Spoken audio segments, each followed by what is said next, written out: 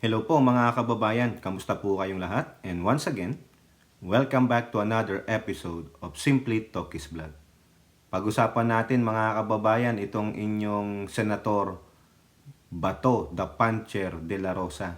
Kasi po, siya po ay natutuwa pa sa survey ng SWS tungkol po sa item doon na impeachment for Sara Pusit Duterte. Meron na naman po siyang ipinamalas dito, yung kanyang kabubohan. Pero natutuwa pa rin siya mga kababayan. Ewan ko kung natutuwa siya sa kanyang kabubohan at katangahan o talagang bulag na bulag lang siya at dahil ang amo niyang si Pusit ay kinakailangang depensahan. At ganun din po, itong inyong Senator Da Pancher ay merong hamon sa House Quad Committee, no? Pinagsasabihan niya po, may paalala siya, may suggestion, no? Nagsasuggest pa wala ka naman nagawa sa Senado. Ba't di ka na lang umaten doon sa hearing ng EJK ng inyong drug war ni Digonggong. Pero bago po tayo magpatuloy, tayo po ay magbibigay pugay at pasalamat sa lahat ng ating channel members, followers, subscribers, nagla-like at nagsishare ng ating mga videos, sa mga nagbi-video replay, nagsishare ng kanilang blessings, at ganun din po sa mga nakakasama natin sa ating video premiere at live stream. And shout out to all our OFWs, to the men and women in uniform, sa frontliners at mga guro, at may God bless us all, may God bless our country, and may God bless the Marcos administration and protect it from the evil forces, the likes of Dutertes and their minions and the anti-Marcoses. So unahin natin mga kababayan itong nakasulat dito sa politico.com.ph. Sabi ni Senator Da Pancher de la Rosa, hindi pa rin majority. Bato de la Rosa counters survey showing more Pinoys for Sara Duterte impeachment. Tuwang-tuwa pa rin siya kasi hindi pa rin daw po majority ng mga Pilipino ang ayaw ma-impeach si Sara Duterte. O ano ba yung ilang porsyento ba ang sinasabi niyang hindi majority? At ilang porsyento ang hindi pumapabor sa impeachment ni Sara Pusit Duterte. Ito po, Senator De La Rosa has a different reading on the social weather station which showed that 41% of Filipinos support the impeachment of Vice President Sara Duterte. The Survey Commission, ito po, kinomission po ito, meaning may nagbayad po dito, commission by Strat-based consultancy and conducted December 12 to 18 showed that 41%, 41 of Filipinos back an impeachment, meaning 41% ng mga Pilipino out of that sinorvey nila ay pabor sa impeachment. 35% oppose, meaning ayaw, at 19% ang hindi alam kung papanig sa impeachment or hindi, meaning undecided. Ano lang ang sabi ni Bato? Hindi pa rin majority.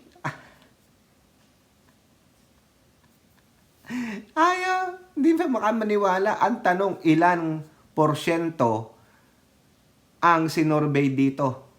Ha? Sabihin na nating 2,500 ang sinorvey ng SWS. So, 41% of 2,500. 50% is 1,250 o magtanggal lang kayo ng 9% doon. O sabihin nyo 40%. Ilan yun sa 2,500? 1,000 mahigit ba to? Baka ang iniisip ni Bato sa buong bansang Pilipinas ang sinorvey yung mga voting population, siyempre, ang pwedeng bumoto dyan, yung mga butante, hindi pwede yung mga bata dyan, yung mga minor o below 18. Ikaw naman ba to, no? Isip-isip ka, 41% is a big number. Ano hinahanap mo? Parang botohan sa Senado? 3/4? 2/3? O ba to? May 2/3 na yan. Ewan ko tong si Bato. Ang talino ni Bato. Talagang PMA-er ba ito? Sabi niya, hindi pa rin majority. Kasi 41 lang. Hindi kayo mabot ng 50. Ay nako Bato. Ang tanong nga sa'yo, ilan ang sinorvey na population? Eh kung 2,500 yan, that 41% wins. Majority na yan, Bato. O, ito pang sabi niya. The House of Representatives should not act on undismissment complaints against Duterte if it wants to heed public sentiment. Ano ba ang public sentiment ba to? Which is greater? 41 o 35? Sige nga ba to? Baka hindi mo na pag-aralan yan, maski na nung ikaw ay elementarya, di ba? Basic arithmetic yan. Less than, greater than equal, less than equal, and not equal. Oh. The equality sign ba to? Hindi mo alam. Tanong ko nga sa'yo, which is greater? Ha? Eh sabi mo, if it wants to hit the public sentiment. And what is the public sentiment based on this survey? 41%. Hindi naman sinasabing majority, but the number will not lie. 41% in favor of impeachment compared to the 35% not in favor of impeachment. Which is which? Which is greater, Bato? Which is which? Di ba ang talino lang? Tapos sasabihin niya, the House of Representatives should not act on the impeachment complaints against Duterte if it wants to hit the public sentiment. What is the public sentiment? 41%, which is greater than the 35% in favor of impeachment. O ano na? Ito pa sabi niya, we are in a democratic country. Kung gusto niyong sundin pa rin ang boses ng mayorya, hindi pa rin dapat ituloy yan. Eh bakit hindi ituloy? Ano ba ang boses ng mayorya base dito sa survey na ito? Impeachment, 41%. 35 lang ang hindi. Siguro ang gusto niya, para maging majority, 75%. Ebe, ibang klase ka naman ba to? No? Hindi naman buong voting population ang kinuha ng strat base. Ang gusto lang nila madinig o malaman ng pulso ng taong bayan by getting a random size population for their survey. Di ba? Commission survey yan. O, kung 2,500 nga ang na-randomize na ma-survey, malaki po ang 41%. Di ba? O 40% of 2,500, that's 1,000. Eh may ano pa eh, may 1% pa eh. So 1,250 ba to? That compares to your 35%. Ilan yan? Ha? Di ba? Talaga naman ba to? Hindi niya naintindihan. Di ba? We are in a democratic country, but 41% is greater than 35. So anong makukuha natin doon? Eh di panalo pa rin ng 41%, which you said, we are in a democratic country, sundin natin ang boses ng mayorya, which is the 41%. O ano ba to? Animal lang to, si Bato. Ewan ko dito. Talagang in defense of Duterte, talagang gagawin niya, di ba? Ang talino talaga ni Bato. Hindi pa rin majority. Nako, Bato. Yung mga pronouncement mo dito, it shows that you are not thinking logically. Look at the numbers. Again, sasabihin ko, 41% is greater than 35%. O, di ba? Nakakahiya itong senator na itong mga kababayan mo. O, labas tayo dyan sa kanyang kabobohan sa survey. Tuwang-tuwa pa. Tapos nagsasabi ba, sundin daw ang boses ng taong bayan. Ayun na nga, nagsalita, 41% favor kami sa impeachment. Baka ibang pagkakaintindi niya. Iba ang pagkakabasa niya. Dapat yata mag-antipara ka ba to? O now, dito. Ay, ewan ko. Nakakahiya itong former PMP chief na ito at former PM mayor, mga kababayan. Ang taas na ng paghanga natin sa mga PM mayors kasi mga bright po yan, matatalino talaga, the best of the best. Pero wala rin pala. May na-produce na isang bato. Basta may puncture hole, okay na. Kulang sa kulang sa analyzation. Tawag ng mga kulang ka sa analyzation. Tama ka na nga. O ito pa, mga kababayan, ang hamon niya sa House of Representatives, mga kababayan. O ito. Layo natin tong ilaw na to, masakit sa mata. Ang sabi niya sa Manila Bulletin, Bato tells House Quadcom, probe spread of crimes in PH instead of detaining cops. Ikaw din ba, di ba ginawa mo yan dun sa mga hearing mo? O sabi mo, I will cite you in contempt. I will cite you in contempt. You're lying. Tapos, sino ka para sabihan ang House Quadcom na imbestigahan ang spread ng crime? May mga agency po dyan tulad ng Police, NBI, DOJ. Di ba? Itong ginagawa ng Quadcom is in aid of legislation. Di ba? Hindi naman sila investigating body talaga. Parang ikaw lang, tapos ang gusto mo, yung current di ba? Dapat, ang unahin muna, ikaw. Attend ka doon, Nagmamando ka di ba? O di kaya nag-iingay ka lang para matunog, gumagawa ng istorya para mapansin ng taong bayan. Kasi po, re-electionist. Anyway, ito po ang sinabi niya.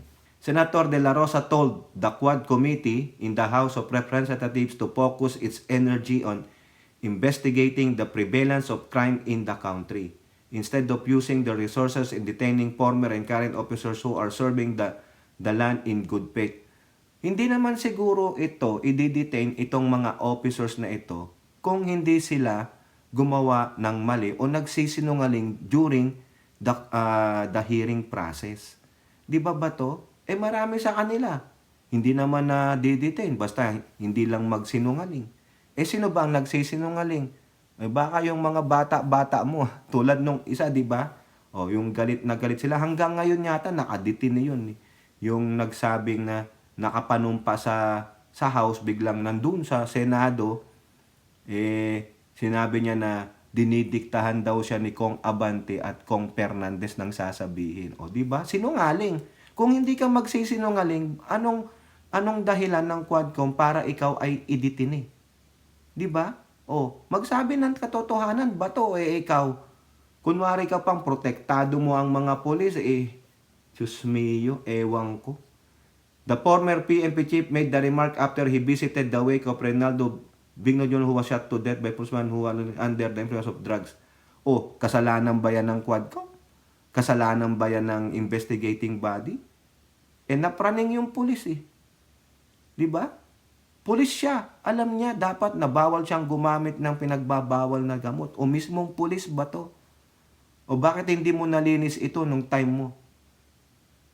Hindi mo monitor ang mga kapulisan mo na gumagamit ng pinagbabawal na gamot.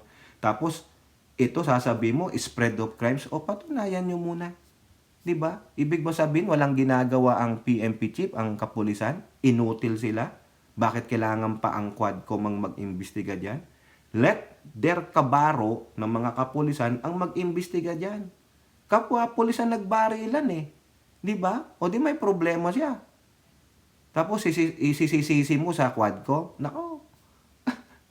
Ayun, dapat ang imbestigahan ng Quadcom, yung mga ganyang incident, diba? Na bakit diba namin na ngayon mga taong kumilang na malakas ang mamaril ng pulis. Kapwa pulis niya pulis ang pumatay Anong dito? Anong kasalanan ng Quadcom dito? Dapat ang mag-imbestiga dyan, kapulisan. O kaya, kung gusto mo, MBI. Pero sasabihan mo tong mga to, nilalayo mo ang issue eh. Ewan ko. Ito pa, sabi niya, hindi yung mga pulis nagtatrabaho ng maayos, katulad ni General Wilkins Villanueva. Well, during the hearing, si Villanueva na find out na nagsisinungaling. Di ba?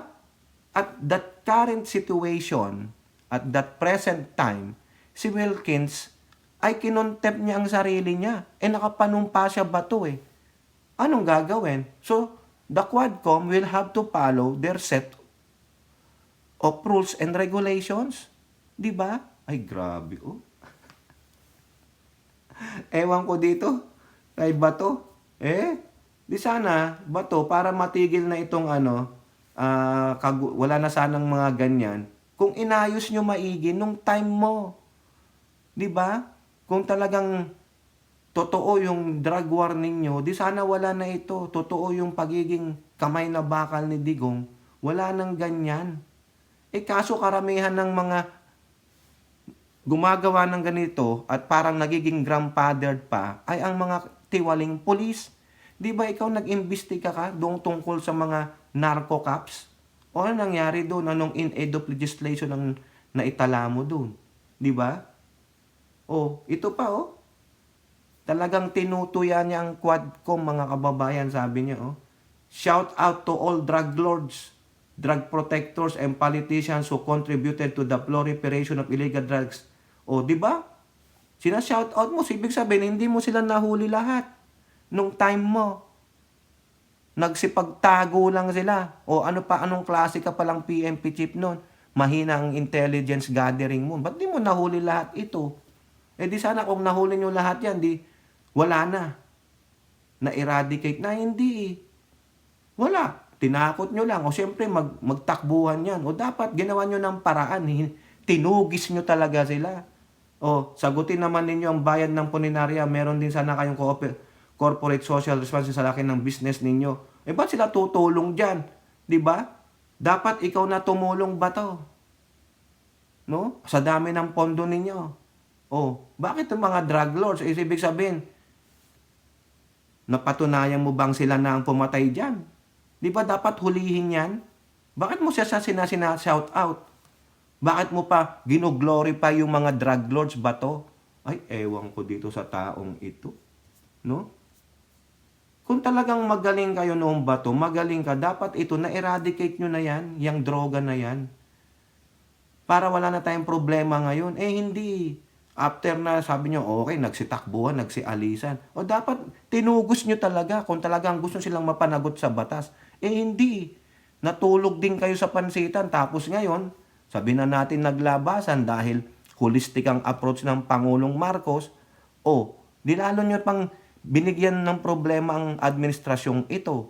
Di ba? Isa rin kayong burden. Ay, ewan ko sa'yo ba to? Kaya nga ulitin ko, nag-iingay kasi re-electionist. Sagutin mo muna yung mga tanong dun sa Quadcom kasi pumunta ka doon. Tapos sina-shout out mo yung mga drug lords. Parang gino-glorify mo pa sila. Come on ba to? Wala nga kayong nagawa. Inutil kayo. Hindi nyo nga natapos yung drug war ng 6 months Yung pinagmamayabang ng amo mo Wala. Isa ka ring palpak na PNP chief, di ba? Kayo po, ano po inyong masasabi? Comment down below and don't forget to like and share. Hope to see you in next videos. Bye-bye. God bless.